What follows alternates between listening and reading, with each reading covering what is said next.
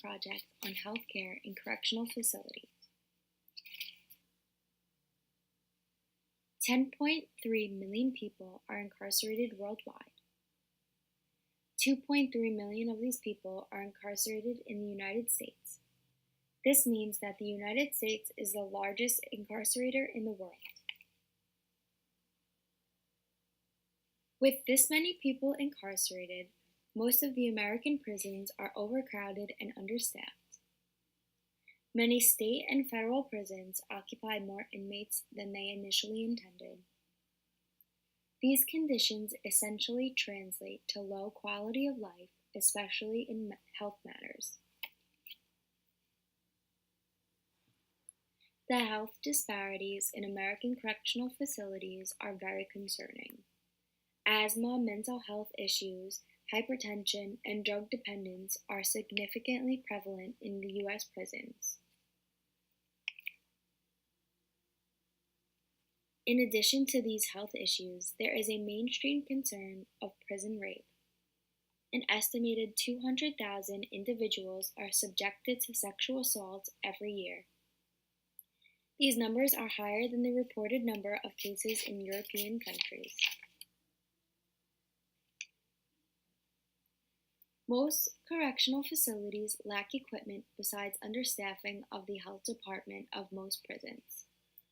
95% of all incarcerated inmates will eventually be released and reintegrated back into society, which causes the urgency in reforming the healthcare policy. Unfortunately, budgets for prison healthcare systems have been on a gradual decline over the last decade. 3 out of 5 people in the United States prison systems are not able to read. Additionally, 85% of all juvenile defenders have some form of difficulty reading. The competitive nature of the U.S. economy places uneducated individuals at the social mercy of criminal behavior. Often, ex-convicts are not easily employed, more so the ones that cannot read or write.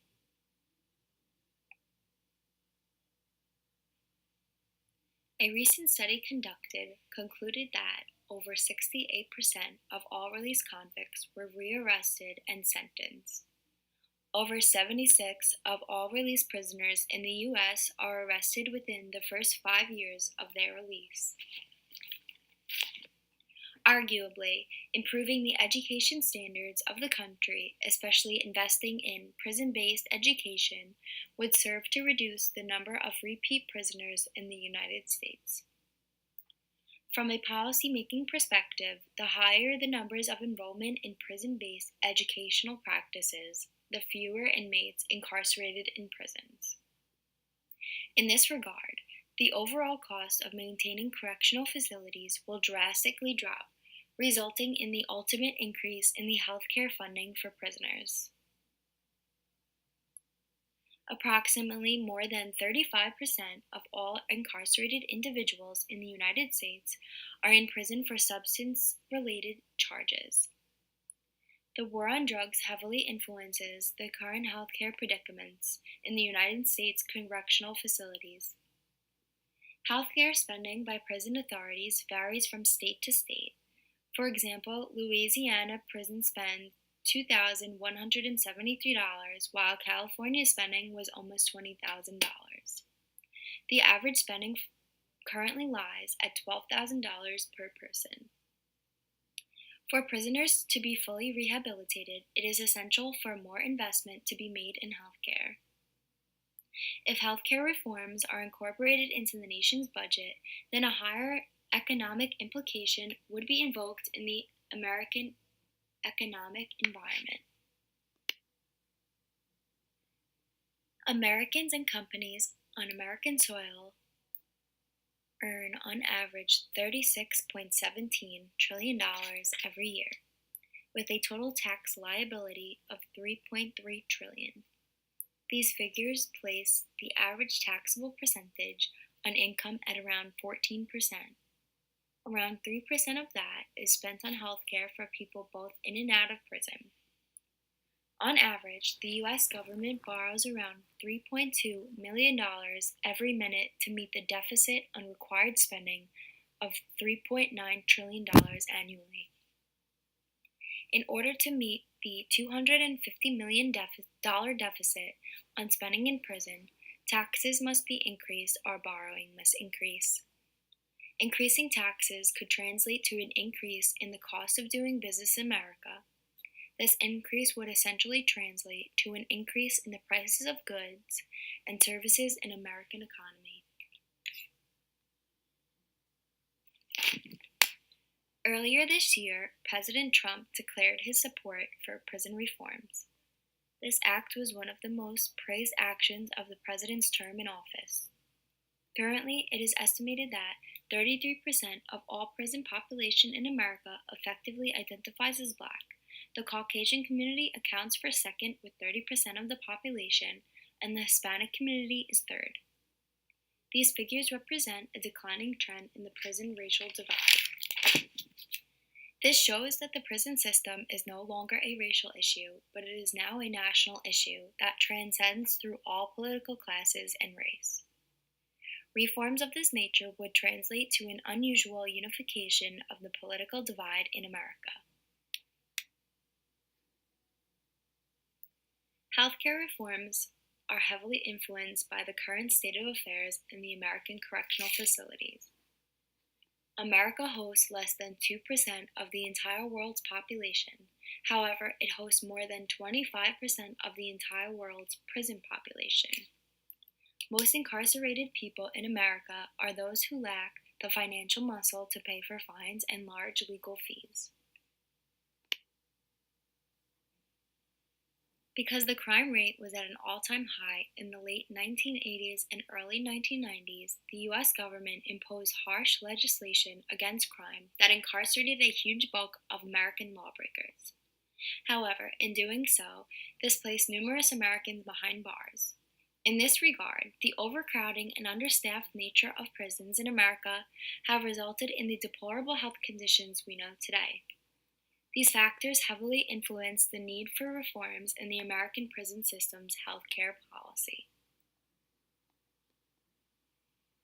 These changes in the medical policy and the correctional facilities would translate to an increased responsiveness to the minor medical incidents, more effective medical checkups and evaluations for the incarcerated, and more effective detection of healthcare issues among inmates, which would result in a better environment for rehabilitation of the inmates. The correctional facilities are understaffed. Recent budget cuts on correctional facilities resulted in almost 3,100 jobs lost and around $250 million in government spending. However, medical care for prisoners would increase the need for more healthcare professionals and more mental health care professionals working in correctional facilities, and more rehabilitators helping incarcerated individuals prepare for their readmission to society.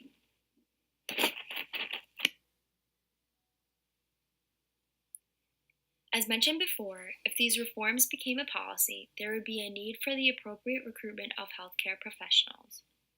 From psychotherapists to physicians to other mental health care professionals, the number of people needed to implement this policy would be immense. The public would benefit from healthy, rehabilitated individuals readmitted to society. Such healthcare reforms would reduce the crime prevalence in the United States. The government would not benefit from this policy. The government agencies would be responsible to outsource for additional healthcare professionals and the equipment needed to realize the policy. They would be responsible of ensuring the policy is adequately and properly funded. In this regard, the American government would have to look for additional funding from an already deficit budget. However, there are many advantages outweighing the disadvantages. Some advantages are improving of the state of affairs in correctional facilities. Inmates would experience better health conditions and better rehabilitation. A healthy prison population has a huge potential. Healthcare professionals and social workers would be able to positively impact society through improving the lives of incarcerated individuals in prisons. Additionally, there would be newfound exposure to the prison system to explore the inexpensive researched and undocumented aspects of the prison lifestyle, including sexual assault, gang affiliation, and other pertinent issues in correctional facilities. The US is behind prison reforms because this method has recorded similar or even more successful rates than other countries. It has been successfully applied in France, Germany, Denmark, and many other countries around the world. It is a proven fact that these reforms are both beneficial to the society and the prison systems. This global trend shows how these reforms are overdue and necessary in the American prison system.